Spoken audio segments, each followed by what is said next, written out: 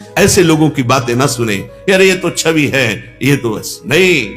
हमारे साक्षात भगवान है, परम ज्ञानी श्री राधा बाबा जी सामने ठाकुर जी की छवि रखते।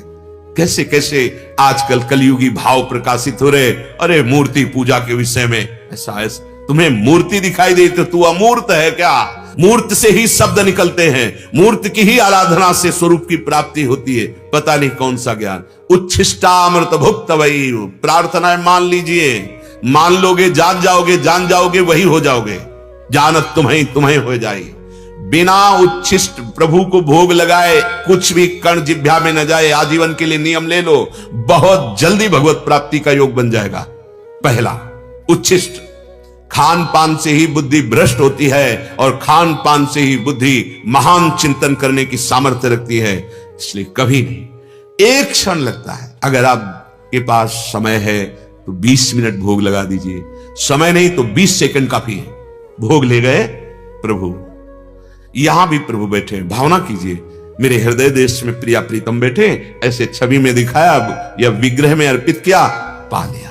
अपनी सेवा में चल 20 सेकंड में समय है, 20 मिनट में लगा दो। समय आपको ऐसा लगता है हमें वहां समय से उपस्थित होना, हाँ प्रभु को ऐसे दिखाया, भावना की और यहां भावना कर रहे, प्रभु हृदय में बैठे, पा रहे हैं, हमारे प्रभु पा रहे हैं। चरितम श्रणवस्तवैव, हमारे कान भगवत चर्चा सुनने का नशा बना ले। 30 मिनट, 1 घंटा, ऐसा समय होना चाहिए 24 घंटे में जिसमें आप धैर्य पूर्वक सत्संग सुन सके।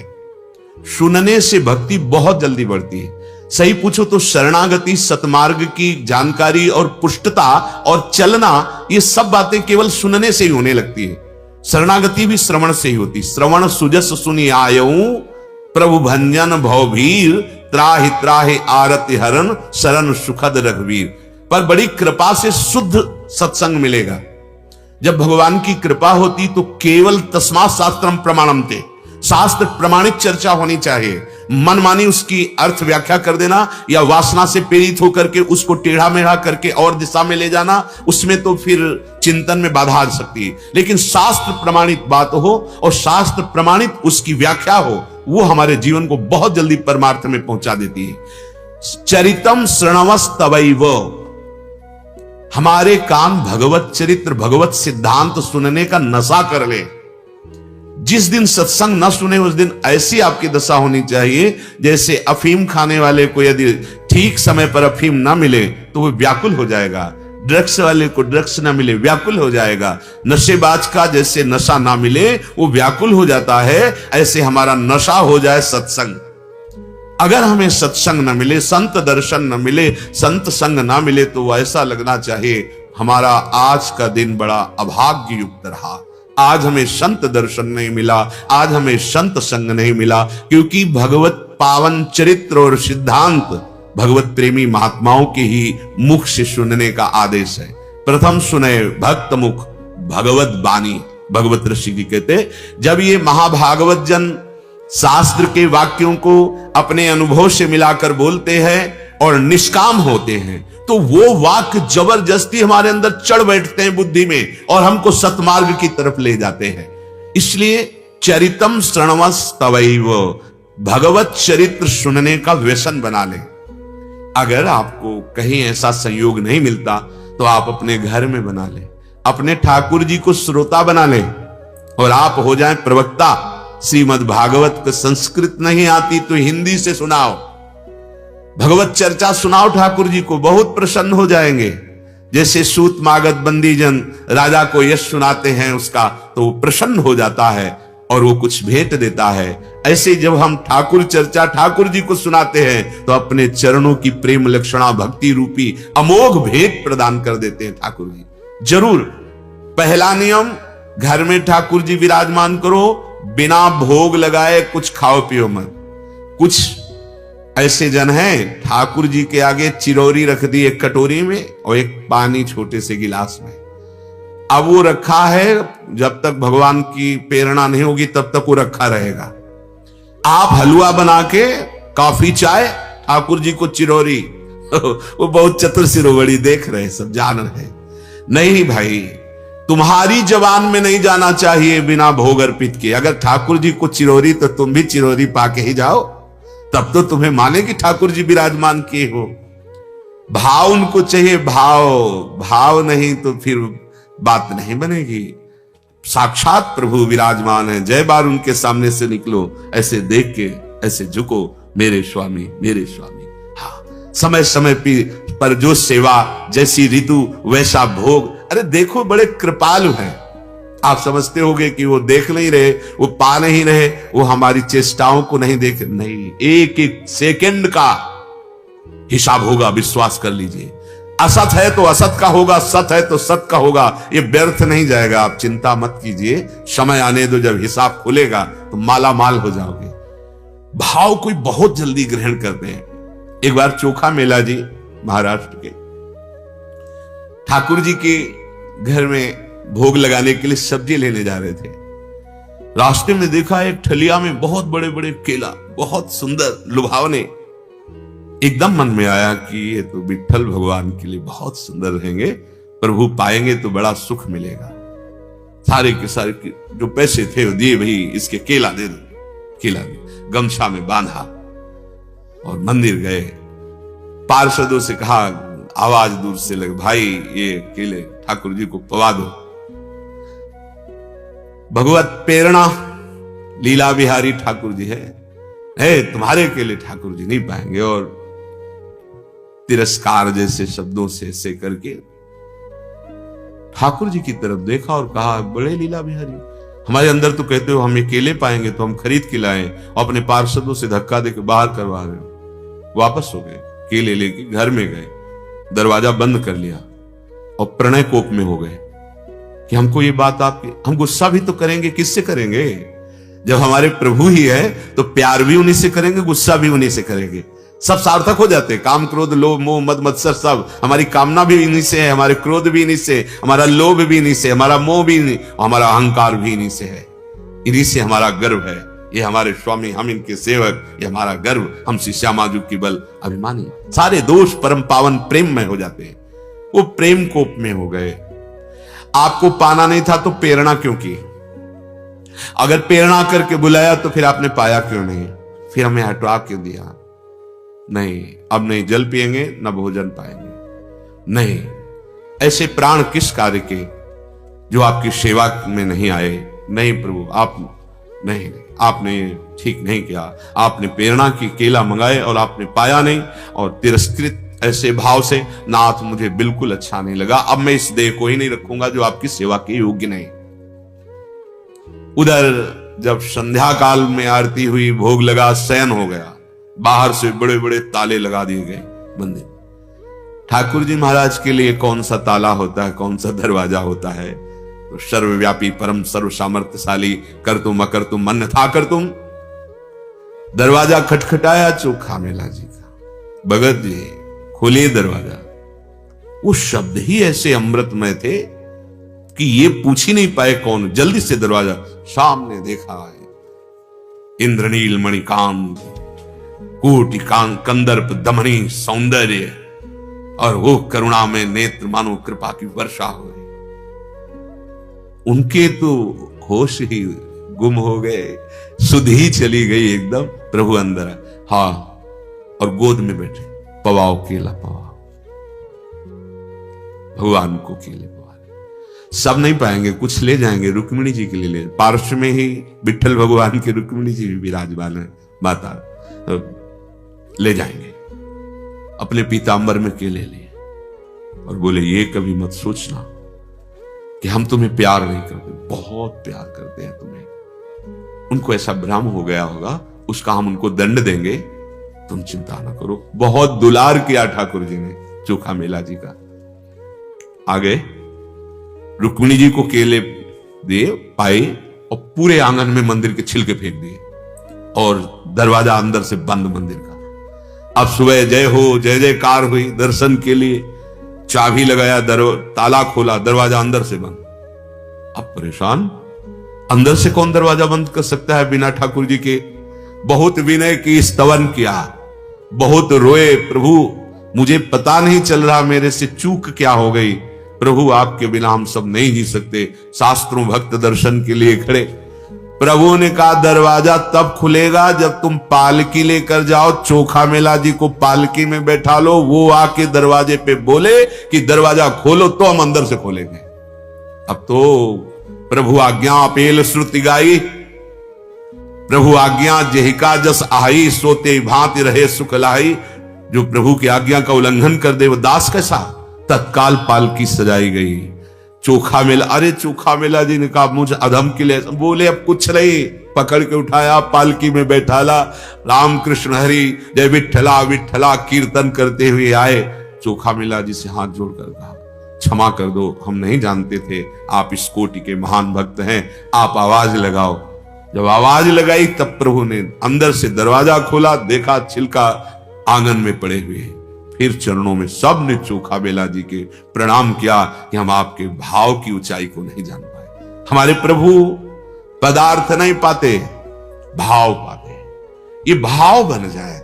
हम बाजार में जा रहे हैं, ये चीज हमारे श्री जी के लिए बहुत अच्छी है, ये ठाकुर जी के लिए बहुत अच्छी रहेगी। जो हमारा प्रिय है उसका हम चिंतन करें। एक बार श्री कृष्णदास जी महाराज आगरे में घूम रहे थे, देखा गरम गरम जलेबी बन रही थी, एकदम ललचा गए। अरे ये तो हमारे श्रीनाथ जी को बहुत अच्छी लगेगी, और एकदम तन्मय हो गए, तन्मय हो गए। इधर पर्दा हटाया, आचार्य विठल जी ने देखा ठाकुर जी गरम गरम जलेबी पा रहे, तो उनका जय जय, भोग तो लगाया नहीं, बाजार का तो भोग लगता नहीं, ये आप कैसे पा रहे हैं जलेबी? बोले कैसे पा रहे हैं? कृष्णदास जी भोग लगा रहे हैं, हम पा रहे हैं। कृष्णदास जी उनको तो सेवा से, बोले आप आचार्य हो, आप हटा सकते हो, हमने जिसे एक बार पकड़ा उसे कभी छोड़ते। ठाकुर जी के देखा, अरे ये तो ठाकुर जी के भोग के लिए पहुंच गई, जलेबी पा रहे ठाकुर जी। ये भाव, भावोत्सवेन भजताम रस काम धेनुम। ये सारे ज्ञान विज्ञान इन्हीं के चरणों से प्रकट होते हैं। जो आचार्य, जो महापुरुष कह रहे हैं बात मान लो। उच्छिष्टामृत भुक्त वैव, जो वस्तु देखो उसको भाव में लाओ, भले आप नहीं खरीद सकते। ये हार अगर प्रभु को पहनाया जाए बहुत सुंदर, और मैं गरीब कहां पहना। हार पहुंच गया, प्रभु पहन लिए, उसका फल आपको मिलेगा।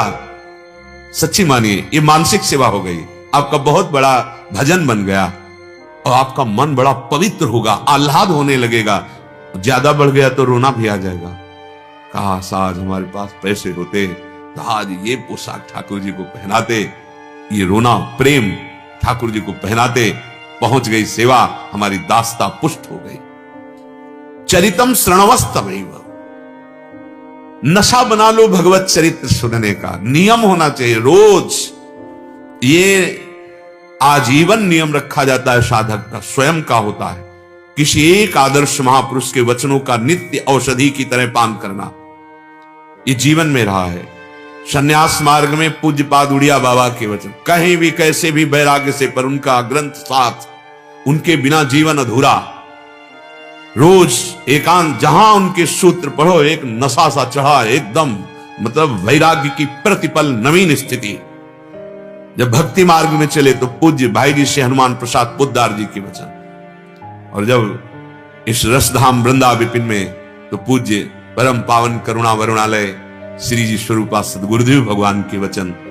बिना महापुरुषों के आदर्श वचनों के यात्रा ये पूर्ण नहीं होती। एक अपने जीवन में आदर्श होना चाहिए कोई महापुरुष, और उनके वचन औषधि के समान हमें रोज श्रवणेंद्रिय द्वारा पान करने चाहिए।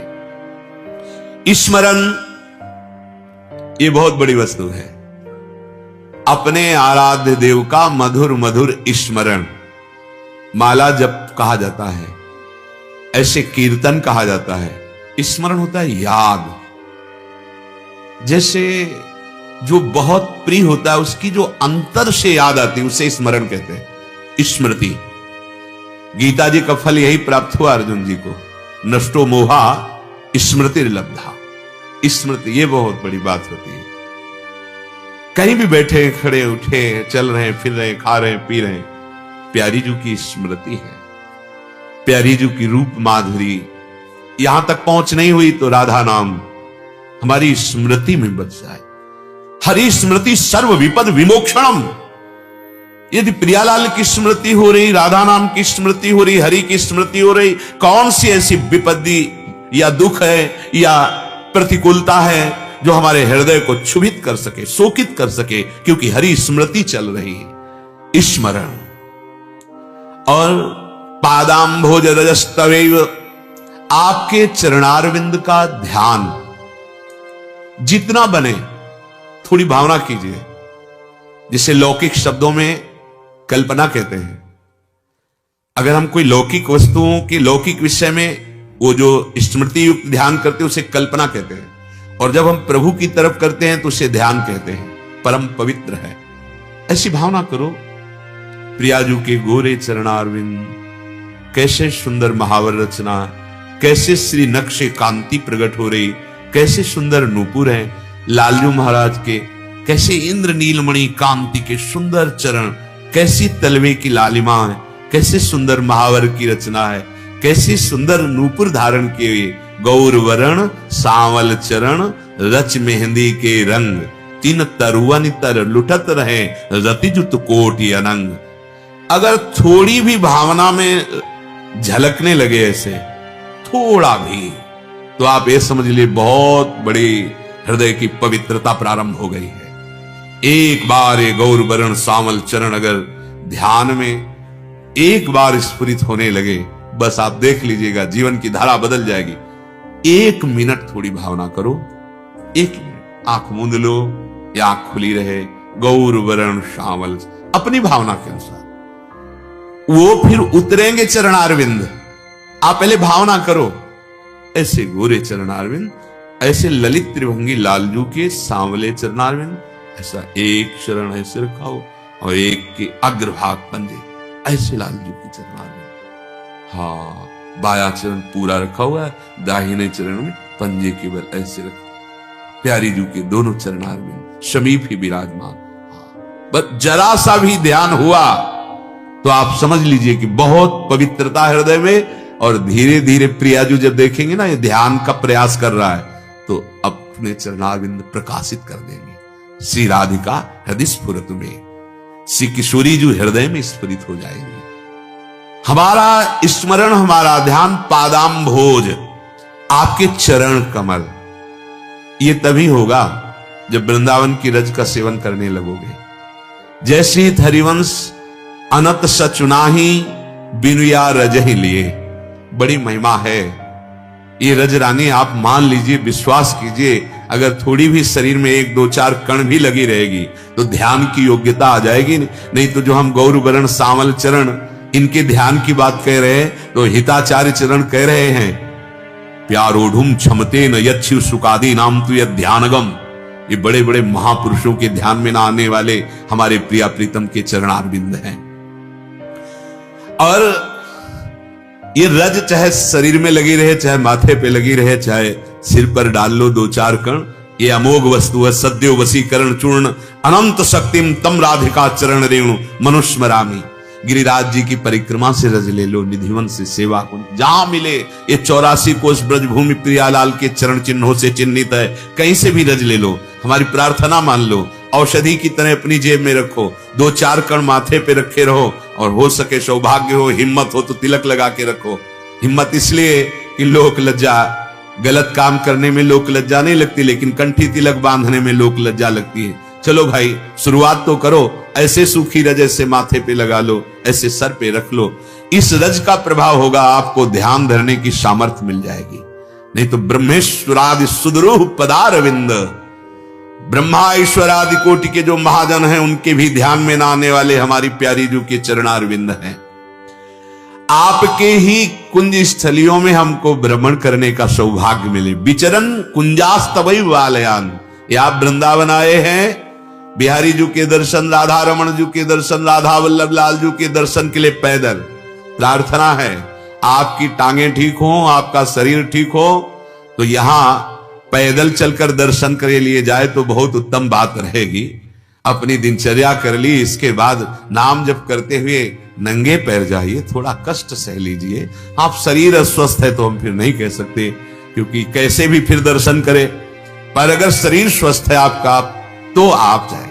एक एक कदम महायज्ञ मानी जाएगी अगर प्रभु के लिए नंगे पैर आप दर्शन करने के लिए जा रहे हैं। हाँ, सौभाग्य। अगर आपका ऐसा कुछ शरीर है कि आप नहीं, तो आप इस सीढ़ी से पादुका उतार दीजिए, प्रथम सीढ़ी को प्रणाम करके फिर आप चले जाए। कुछ लोग तो ऐसे होते हैं कि अगर रोका ना जाए तो सामने पादुका पहनकर जाने की भावना, ये बड़ा भारी अपवित्र हृदय का लक्षण होता है। हमारे स्वामी विराजमान है, हम थोड़ा सा तो दासत्व लावे, थोड़ी तो दैन्यता लावे।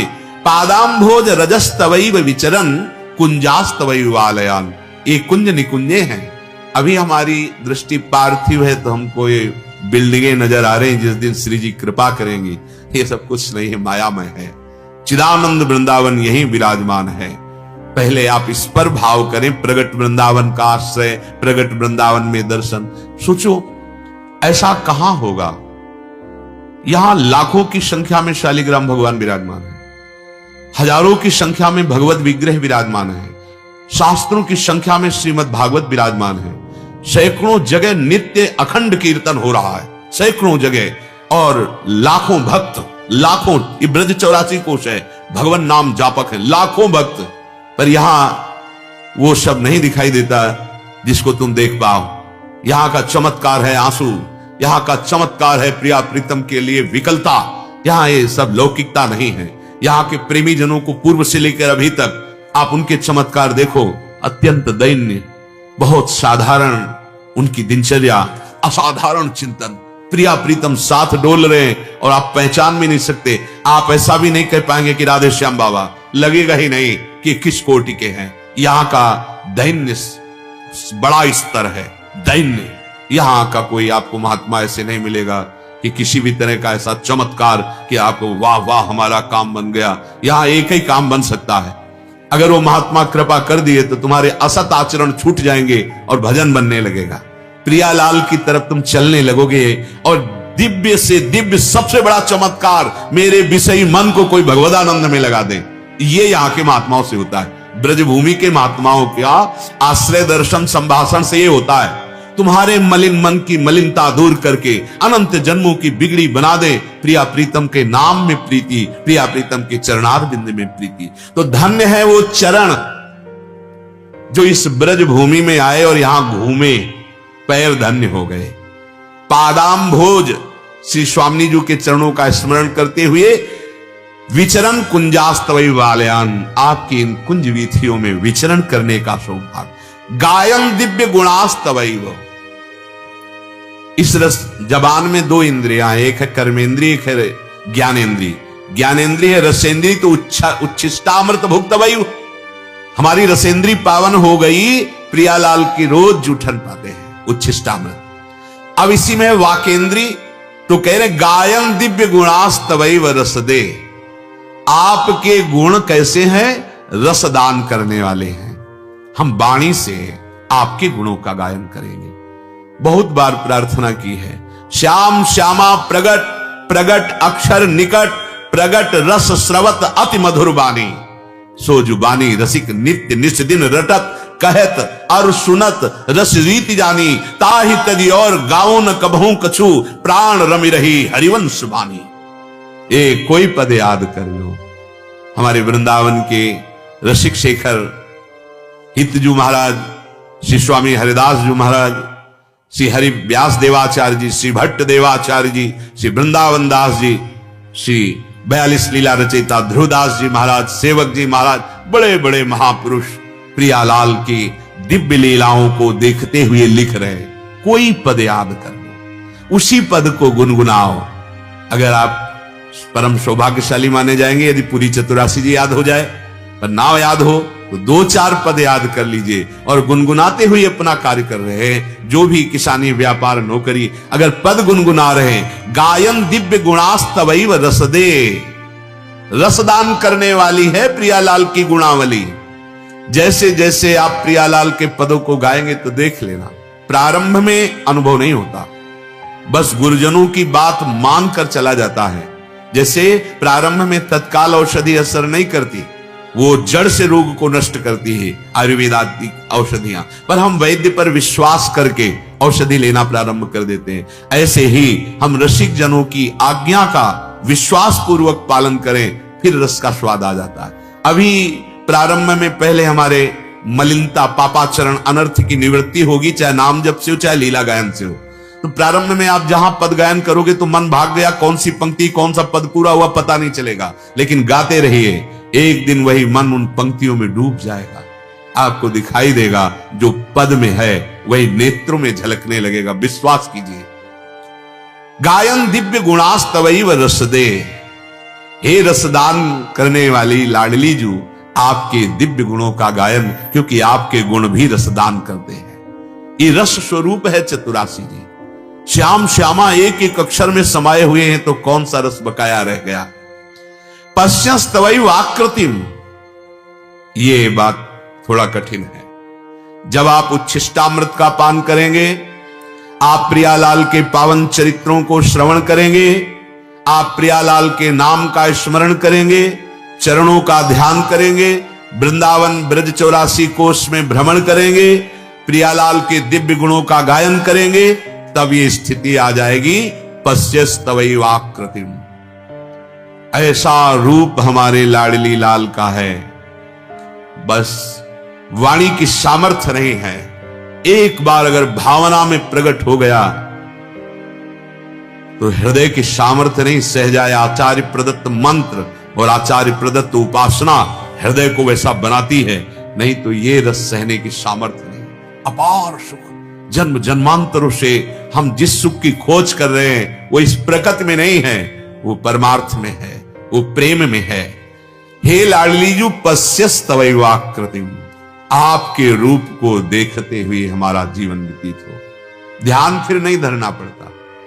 ओ पिय मूर्ति नयनन बसै तेहि रस रहाय समाय। कैसे बलिहार है उन महाभागवतों के चरणारविंद की, जिनके नेत्रों में उनके आराध्य देव बस गए हैं। बिल्कुल सत्य मानिए, यहां वृंदावन रजरानी की कृपा से, रसिकों की कृपा से ये नहीं होता कि एक बार देखा था बस, नहीं। छिन छिन विहरत संग, एक क्षण के लिए कभी विलग नहीं होते रसिक जन।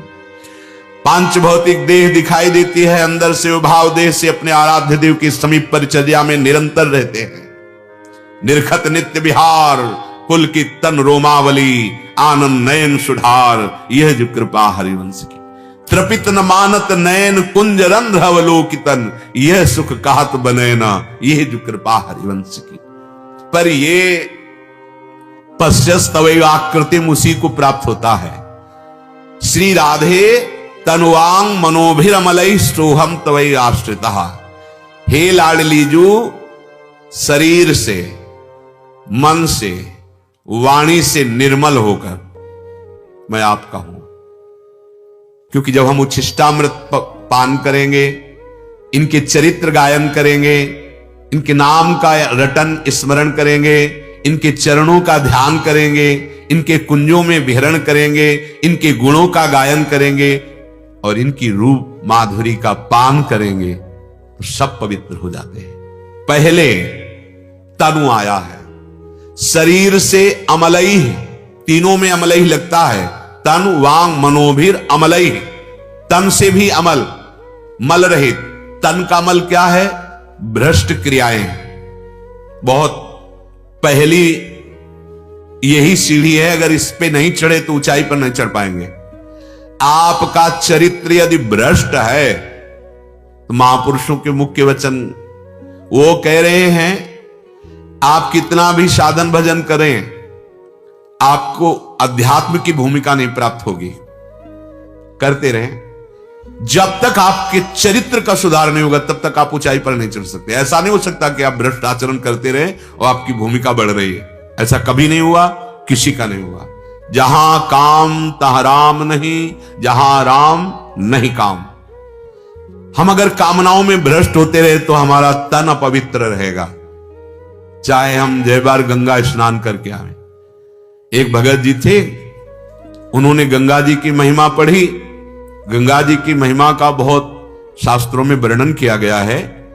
स्नान करना तो बहुत ही बड़ी मंगलमयी बात है, अगर आप 400 कोस दूर से गंगा गंगा यो बुरुयात योजना नाम सतैरपि, सत माने 100, 400 कोस हुआ, सत योजन 400 कोस, 400 कोस से गंगा गंगा गंगा गंगा, तो आपके पाप नष्ट हो रहे हैं। फिर आप गंगा जी का दर्शन करें, गंगा जी का स्नान करें और आपके पाप रह जाएं? नहीं, पाप की बात हो रही है। पाप प्रवृत्ति तो भजन से नष्ट होती है, ध्यान रखना। पाप की प्रवृत्ति बनी रहेगी।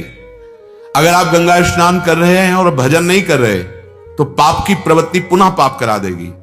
तो भगत जी थोड़ा पढ़े लिखे थे, तो शास्त्रों में गंगा जी की महिमा पढ़ी, तो रोज गंगा नहाने जाते थे, पर वो वैश्यागमन करते थे। और जब कोई भक्तजन उनसे कहता तो पढ़े लिखे थे, तर्क कर देते। गंगा जी ने सोचा ये मलिन बुद्धि वाला हमारी महिमा को कलंकित कर रहा है। देखो, सतमार्ग में चलने का मतलब सतमार्ग में ही चलना है। ऐसा नहीं कि हम नाम जप कर लिए, थोड़ा दान पुण्य कर लिए और पापाचरण कर रहे हैं। वो एक अलग बैंक है पापाचरण की, वो जमा होगी, और ये सुकृत अलग जमा होंगे, दोनों का फल भोगना पड़ेगा। पर गंगा जी या गंगा जी का नाम या जिनके चरणों से गंगा जी निकली उन हरि का नाम, ये दोनों को मिटाने के लिए है। शुभ अशुभ दुर्ग विध्वंस बल तब जयति जयति जग उच्चरे, पाप और पुण्य दोनों नष्ट हो जाए और हम भगवदानंद को प्राप्त हो जाएं, अविनाशी सुख को प्राप्त हो जाएं। तो गंगा जी एक बालिका के रूप में अपने किनारे सीढ़ी पे बैठी, एक सफेद चद्दर, उसे गंगा जल में ऐसे धोती और फिर रज में ऐसे लपेट देती। स्नान करने भगत जी आए तो देखा अब ये जाए तब हम स्नान करें। गुस्सा आ गया, ए लड़की, जब तुझे धोना ही है तो गंदा क्यों करती है? गंदा करती तो धोती क्यों है? तो उस समय चद्दर गंदी ही थी, ऐसे दिखाया गंगा माता ने और कहा, मूर्ख, ये तेरे लिए है, जो तूने बोला ये तेरे लिए है। देख इस समय चद्दर गंदी है और तू मरेगा इसी गंदी वृत्ति में और तू नर्क को प्राप्त होगा। उनके एकदम, यदि तू गंगा स्नान पावन होने के लिए करता है तो फिर वैश्यागमन क्यों करता है? और वैश्यागमन करता है तो फिर यहां क्यों आता है? तेरी यही दुर्दशा होगी जैसी इस चद्दर की है। बार बार अपने को धोता है और बार बार मलिन करता है। देखो, सतमार्ग तुम्हें पवित्र करने के लिए, ना कि पापाचरण बढ़ाने के लिए है। भगवान नाम समस्त पापों को नष्ट करता है। नाम संकीर्तनम यस्य सर्व पाप प्रणाशनम। यदि आप इसका दुरुपयोग करने लगे कि नाम कीर्तन कर लेंगे और पापाचरण, नरक मिलेगा पक्का, क्योंकि आप नामापराध कर रहे हो। ये सतमार्ग के सूत्र, सर्वधर्मान परित्यज्य मामेकम शरणम व्रज अहम त्वाम सर्व पापेभ्यो मोक्षयिष्यामि मा शुचा। अब चलो हम भगवान की शरण में हैं और पाप भी करते जा रहे। नहीं, तुम्हें भयानक दंड मिलेगा, क्योंकि तुम सिद्धांत के विपरीत चल रहे हो। नाम का, शरणागति का, या किसी तीर्थ का, या किसी पावन पुण्य का आश्रय लेकर जो पाप करते हैं उनकी दुर्गति होती है। ध्यान रखना, ये मार्ग अबलो नशानी, अब ना नशे हो। आज तक किया माना, पर मुझे ज्ञान होते हुए भी सही ज्ञान नहीं था। आज मुझे बहुत पश्चाताप है, अब मैं नहीं करूंगा। पक्का आपको दंड नहीं मिलेगा, सारे पाप नष्ट हो जाएंगे। भगवत मार्ग में चलने का आपको उत्साह मिलेगा। तनु की पवित्रता है व्यभिचार दोष से रहित हो जाना। गृहस्थ हो तो अपनी सीमा में, विरक्त हो तो अपनी सीमा में। तनु की पवित्रता, शास्त्र युक्त कर्तव्य कर्म करने वाले का शरीर पवित्र हो जाता है। तनु अमलई, अगर आप शास्त्र सम्मत कर्तव्य कर्म नहीं करते, आचरण नहीं करते, तो देखो आपको 20 वर्ष बाद भी यही कहना होगा कि मुझे लाभ नहीं मिला। मेरी बात प्रार्थना मान लीजिए, ऐसा लोग कहते हैं आकर के। लाभ तब मिलेगा, घड़े में 2-3 छेद कर दीजिए, आप जल भरते रहिए, कभी घड़ा नहीं भरेगा, वो खाली ही हो जाएगा। चलनी में गैया दू है और दोष दयु को दे, हरि गुरु कहो न मानहि। जब आचार्य गुरुदेव शास्त्र कह रहे हैं ठीक से आचरण करो, यदि आप आचरणहीन रहोगे तो सत्संग, नाम जप, ये सेवा साधना, इसकी जो ऊंचाई है वो आपके अनुभव में नहीं आएगी। तन भी आपका पवित्र होना चाहिए। पवित्र आचरण, आपकी दिनचर्या पवित्र, चाहे गृहस्थ हो चाहे विरक्त। व्यभिचार का कहीं आदेश नहीं दिया गया, दुराचार करने का कहीं आदेश नहीं दिया गया। मनमानी भोजन करना, मनमानी आचरण करना, मनमानी व्यवहार करना, यह आपके पतन का हेतु होगा। आपका शरीर पवित्र हो जाए। एक महात्मा को हमने सानिध्य थोड़ा भी मिला और दर्शन भी मिले, और बड़े बड़े बुजुर्ग संत दर्शन करने जाते थे। 28-30 वर्ष की अवस्था होगी। बचपन से गुरुदेव के सानिध्य में रहते थे और उस समय जब उनके सानिध्य और दर्शन हुआ तो केवल पालक का थोड़ा जूस उनके गुरुदेव देते थे और दिन भर मंत्रानुष्ठान और शाम के बाहर बैठते थे। ऐसे लगते थे कैसे तुम्हें साक्षात भगवान, ऐसी दिव्य कांति चेहरे से और नेत्रों में ऐसा प्रेम झलकता था। कह रहे हैं कि शाम के भीड़ महात्माओं की लगती थी दर्शन की, दूर दूर से महात्मा दर्शन कर, कुछ नहीं बोलना, बस करुणा करके। 28-30 की अवस्था, यहां देखो तो ऐसा सूर्य जैसी कांति और नीचे देखो तो अस्थिमात्र हुए रहे शरीरा, एक एक हड्डी गिन सकते थे। और गुरुदेव पार्श्व में पद्मासन लगाए बैठे हैं और शिष्य, और जब पता चला तो आश्चर्य की बात, गुरुदेव शिष्य की सेवा कर रहे थे जैसे मां अपने बच्चे की करती है। अपने हाथ से पालक का जूस निकाल के देते थे, वही वो पीते थे। मंत्राकार वृत्ति, तो दर्शन से ऐसा लगता कि भगवान बैठे। सच्ची कह रहे हैं, देखते ही लालच लगता कि एक शब्द ये बोल दे, पर मौन था उनका, बोलते ही नहीं थे। शाम टाइम जब निकलते थे तो गुरुदेव पद्मासन लगाए बैठे, पार्श्व में वैसे बैठे, कृपा करके ऐसे जब हेरते तो ऐसा लगता अमृत की वर्षा हो गई। इतना तन पवित्र हो जाता है भजन से। तन और वाणी, ये जो व्यर्थ की बातें करते रहते हैं, निंदा करते रहते हैं, दोष वर्णन करते रहते हैं, अश्लील संभाषण करते हैं, ये सब वाणी की शक्ति को खो दिए। पहले महात्माओं से बड़े बड़े चक्रवर्ती सम्राट क्यों डरते थे? क्योंकि वो अमोघ वज्र उनका वाणी होता था। अगर कह दिया, जैसा कह दिया वैसा ही होगा। क्यों? सत्य बोलते थे, संयम में रखते थे, वाणी का संयम। तो जब वाणी खोली तो हृदय की ग्रंथि तोड़ दी, और अगर दंड दे दिया वाणी से तो कोई भी हो, 5 वर्ष के बालक से लेकर के 1000 वर्ष तक का चाहे ऋषि हो, जो बोला वही हो गया। क्योंकि उनकी वाणी, श्रृंगी ऋषि भी बच्चे थे।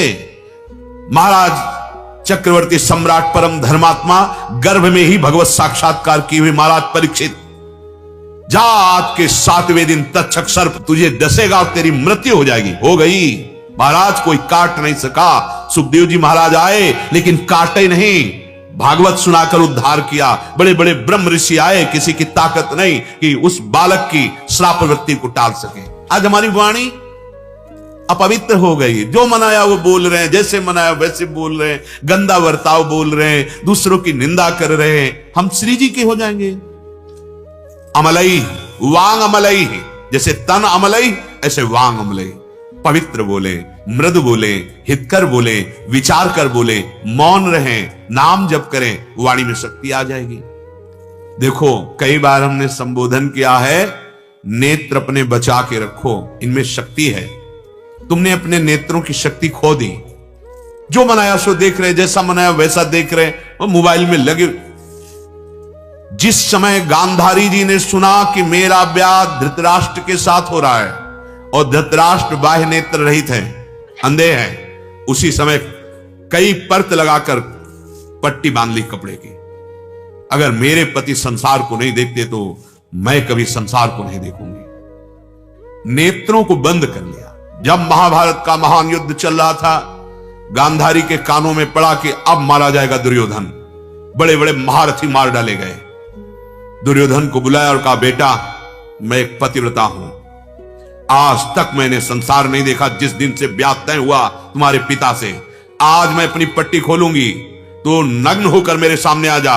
मेरी दृष्टि पड़ेगी और तू वज्र का हो जाएगा। किसी भी दिव्यास्त्र की भी ताकत नहीं कि तेरे शरीर को काट सके। ये कोई चमत्कार की बात नहीं थी। नेत्रों की शक्ति को संचय किया था उन्होंने, नहीं देखा संसार को। जेव ही वो चले तो कर तुम अकर तुम अन्यथा कर तुम सर्व समर्थ भगवान जिसके पक्ष में हो, उसकी पराजय कैसे हो सकती है? और जो भगवान से विमुखा धर्म में है, उसकी जय कैसे हो सकती है? वो दिगंबर होके आ रहा था दुर्योधन, भगवान आ गया। महाराज आप ऐसी अवस्था में महल में, वो एकदम, वो मां ने आदेश किया है कि पट्टी खोल करके देखें। छोटे बच्चे हो, मां ने कहा ठीक है, लेकिन यहां तो ढक लेना चाहिए, आपको गुप्तांगों को तो ढक लेना चाहिए। हाँ ये बात तो है, पत्ते ही लगा लो कुछ ऐसे कमर में। लौट गया, ऐसे लगा लिया। गए, गांधारी ने पट्टी खोली, उनका बेटा अनर्थ हो गया। ये तुमने क्यों ढक लिया? अब चुप, अब ये नहीं बोल सकते कि सलाहकार कौन था। अब जीवित चुपे तो उनका जा बेटा यहीं से मारा जाएगा, क्योंकि अपनोपरण विशाल भगत को पूर्वोपरण निभाओ। जिस समय ताल ठोक के कह रहा था नंगा करो द्रौपदी को, बैठा लो यहां, तो भीमसेन ने कहा था कि जंघा तेरी मैं गदा से ना तोड़ूं, महाराज पांडु का पुत्र नहीं कहलाऊंगा, और मन में सुमिरन किया था कि भगवान कृष्ण का दास नहीं कहलाऊंगा। तो अपने दास के वचन की रक्षा के लिए भगवान ने अपने भक्तों की वचन रक्षा भी भगवान करते। अपनोपरण विसार भगत को पूर्वोपरण निभाओ। हम ये बताना चाहते कि हम अपनी शक्ति को ऐसे पानी में बहा रहे हैं। वाणी की शक्ति, श्रवणेंद्रिय की शक्ति, नेत्रेंद्रिय की शक्ति, हस्तेंद्रिय की शक्ति, हर इंद्रियों को नष्ट कर रहे हैं।